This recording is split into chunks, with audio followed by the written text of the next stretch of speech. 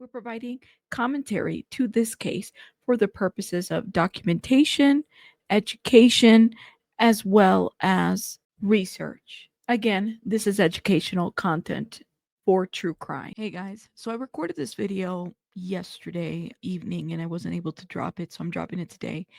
But before I drop it, I wanted to get into some details about a couple things that I've been reading in the comments from yesterday Celeste Rivas news about the grand jury, okay, which I thought was fantastic. So you're going to see me right now on the 27th and me yesterday on the 26th. I want to talk a little bit about the grand jury, right? This investigative, secretive grand jury in California is a secret proceeding where the jurors hear evidence and decide if there is enough probable cause to basically recommend for somebody to be indicted or charged with murder. Okay, in this case, it would be murder, right? In these investigative grand jury meetings, they can subpoena witnesses, they can review forensic evidence, everything that they have so far, and basically make whatever recommendations for the prosecutor's office. They don't necessarily go and indict, but they can make recommendations for the prosecutor if that's what they're looking for. The proceedings are secret, right? It allows protection for witnesses in some cases. They're able to review that forensic evidence more freely. The defense, okay, which would be D4VD's attorney, is not really playing a role in this situation, right? They're not invited to this. This is literally just the prosecutor with these selected jurors. Depending on the county, some of these jurors can range from, I think they said 17 to 23, 24. So typically, I've done jury duty. There's probably a lot of people out there that have done jury duty, but there's 12 jurors. In this, it's a little bit different, but the selection process of a jury for a grand jury is pretty much the same. There's a numbers game, and then they go from the numbers game to then kind of cutting it down based on questionnaires, qualifications, a little bit of your background. Some of these lawyers are going to test your bias. Jurors are not allowed to talk about any of the deliberations or anything, any of the witnesses. They can't disclose anything that's basically being put in front of them. No public or media is allowed. At some point, it's my understanding that some of this can become unsealed once they're done with everything. And I mean, witnesses are done, everything is done, right? It can become of public review once the proceedings are done.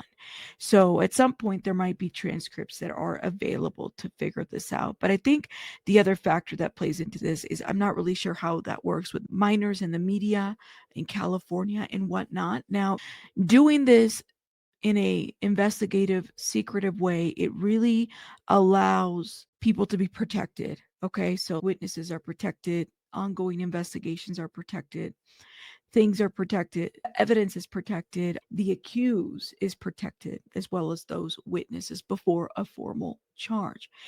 And they said that typically something this takes anywhere from 1 to 3 months, but I don't know. And again, you'll hear me later on this video make a prediction that something tells me that we might hear some news way before maybe even the end of the year. This is a prediction, y'all, a prediction. I really don't know, okay? But the process is pretty straightforward as far as what I'm told for a grand jury. These proceedings are held for high profile cases, maybe where witnesses aren't being very cooperative. They're also done if there's a concern for gang activity or retaliation or any of that sorts. And I think this would make sense, right? Because you do have a high profile individual, which would be D4VD, and maybe even others around him. We don't know, right? This is one thing for sure. We can say, wow, this is happening. And I'm glad that it's proceeding this way. I'm so here for it. It kind of also jives, right? If they're holding an investigative, secretive grand jury, I mean, it totally matches up with what the LA Times put out there with the document that basically outlines that there's concerns for the safety of these witnesses should they testify. I think that it works hand in hand. The other thing I want to talk about, I watched a little bit of Banfield when she was interviewing Harvey, and then I was watching a little bit of other people kind of still leaning on the frozen part of the narrative, right? So what's is becoming more apparent to me is that Harvey, it wasn't that a law enforcement source told him that she was frozen, that part of her was frozen, or any of that. It doesn't look like that's what the narrative is, even though that's what they initially put out there. Okay.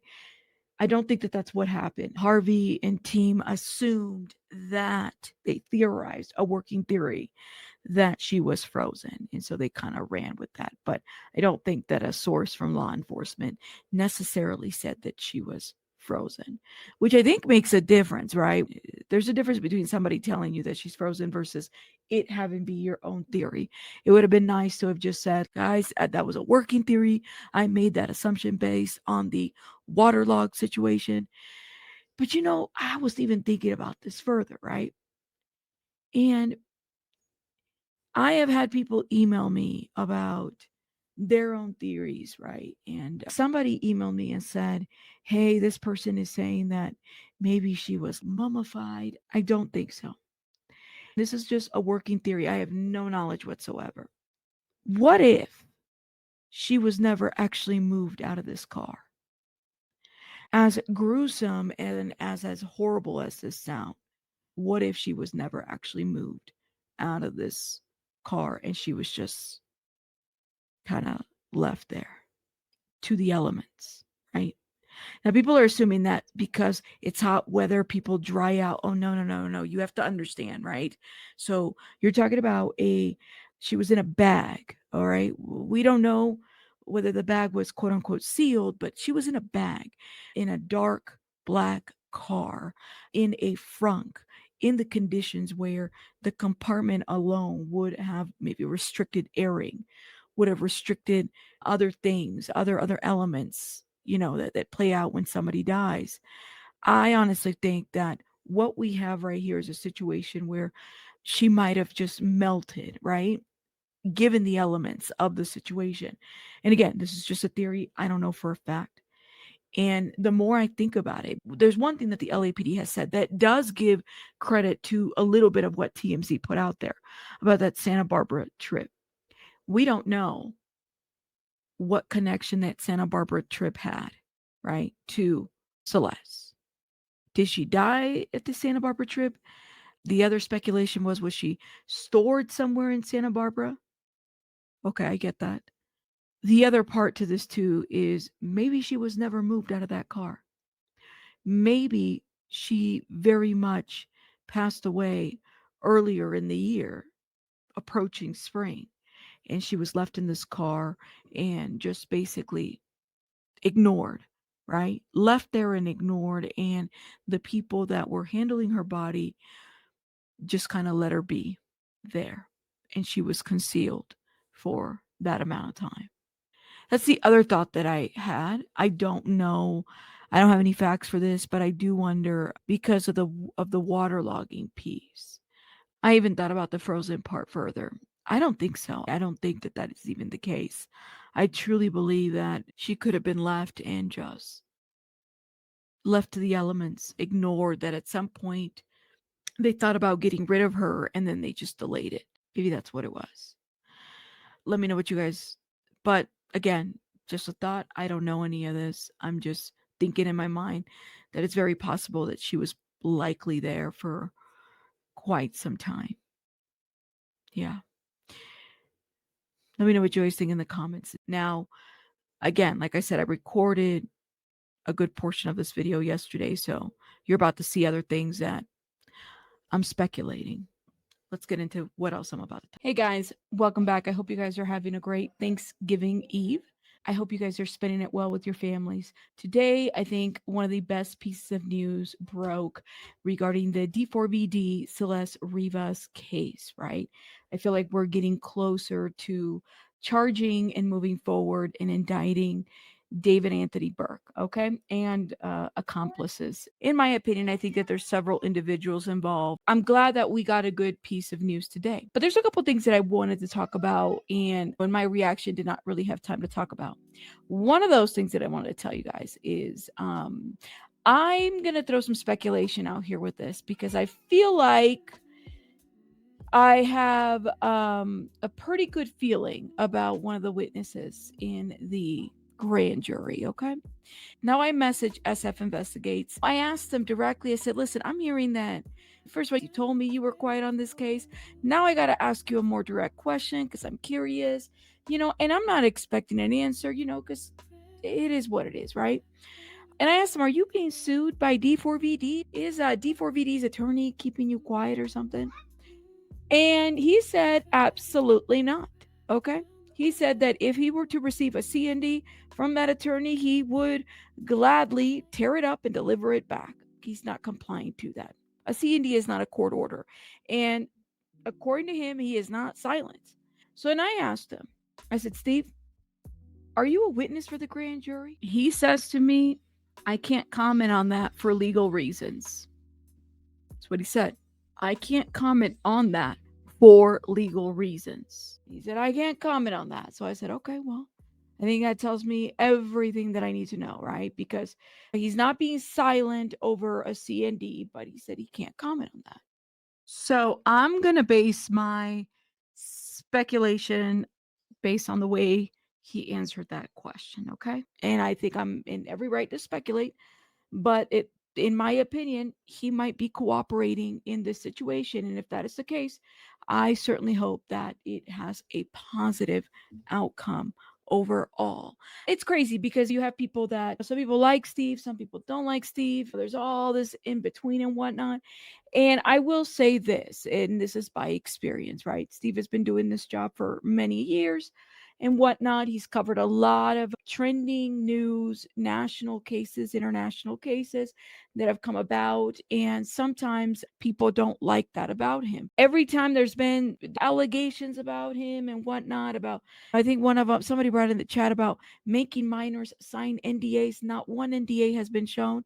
And I think he even rebutted that on Twitter and basically said, show me the receipt. I'll give anybody money to show me that. If we're going to make allegations about people, why don't we just show the receipts on that? And then there's apparently, it's been said that there's this group on this Discord. He's exchanging information. And I'm like, well, what information is he exchanging? Show me a receipt of that. Show me a receipt of something. I had somebody send me a bunch of receipts about messages back and forth. Well, I mean, it sounds like he admitted and said that he's a PI, and of course, he's talking to people all the time, and he's able to navigate that. So to me, it's like, I personally feel like there is a targeted, what's the word? There's an agenda behind a group of people that he is currently, I think, back and forth with on another case that have kind of infiltrated a lot here. This is just my speculation and my opinion. I don't know.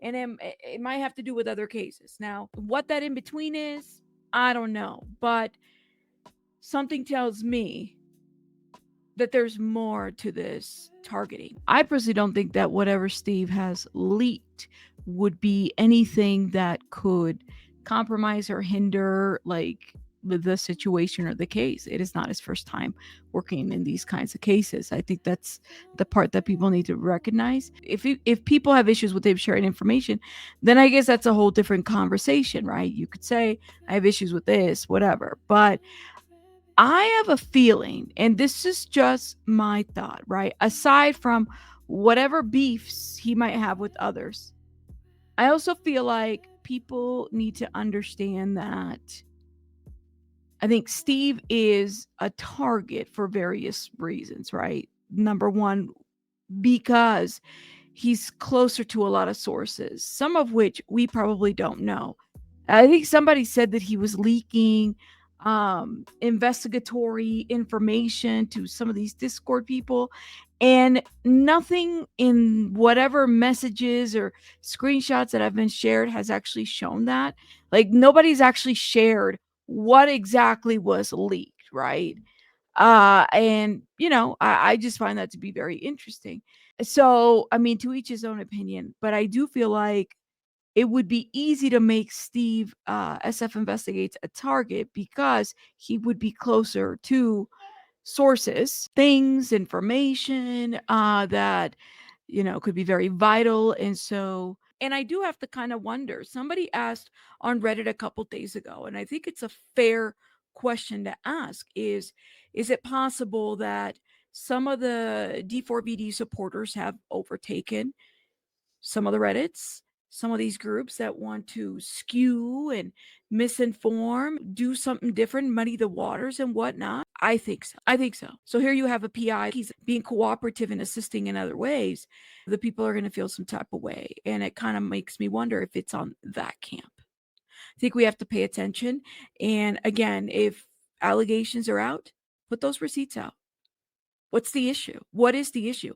And what I mean by receipts, I'm not talking back and forth conversations. I'm talking about the actual, what the person is alleging. If there's these receipts that he did X, Y, and Z, what was it? It's interesting because at first it was minors and no NDAs with minors have appeared. Then it was NDAs. No NDAs have been up there. And even if he did make people sign an NDA, he's a PI. I don't know. And this is a criminal case. Some of that would be null and void. But I'm just throwing that out there. I had a conversation. I was, listen, help me understand. Are you being silenced by D4VD's lawyers? He said no. And then when I asked the question about the grand jury stuff, he said, I can't comment on that for legal reasons. That said everything to me. I feel like I got the answer that I needed. The other thing I want to talk about, I don't know if people have paid attention, right? When we were reading the article from the LA Times, which I think it's on Reddit, it's everywhere, y'all. I don't know if you guys have done your homework on the deputy assistant attorney, the prosecutor, Beth Silverman. Beth Silverman is the one that's leading the charge here with this whole investigation, okay? She is the DA that handles the county's most high murder profile cases. Do your homework on that, all right? She is widely recognized just within the law enforcement community for prosecuting extremely serious criminal cases, including serial killers. Okay. She has been able to secure convictions. She was the one that prosecuted the Lonnie David Franklin Jr. case, which some people may know him as the Grim Sleeper. Okay. So with DNA, ballistics, and basically she was able to secure a conviction for this man for 10 murders, 1 attempted murder. Okay. Guys, it's very interesting that they selected her. And again, from the LA Times, completely in there. Her name is up there. She's all over this. It's interesting that they selected her to basically lead this grand jury. I think it's a really, really good thing, and some really good outcomes could very well come here. Now, people after my live asked me about the time frame, when I thought the time frame was going to be it. I know that there's been grand juries can take a long, long time. I know historically has been the thing, but y'all, I don't know what it is. And this is just a prediction. Something in the pit of my stomach tells me that we're likely going to see a charge. And again, speculation, prediction. If I'm right, then I'll be happy to look at this video later on if it comes out that this is true. I have a feeling we're going to be looking at charges here before the end of December. Okay. Hopefully before the new year. That is speculation, but I have a feeling that that's what's going to happen. I don't know what it is. I'm not a Bella Sloan. Please note that it's speculation, but something tells me that Beth Silverman is on it. And Beth Silverman, because of her profile and her well-known background, she's going to be there. She's going to lead the charge on this one, y'all. Let me know what you guys think in the comments, and I will see you guys on the next one. Bye, guys.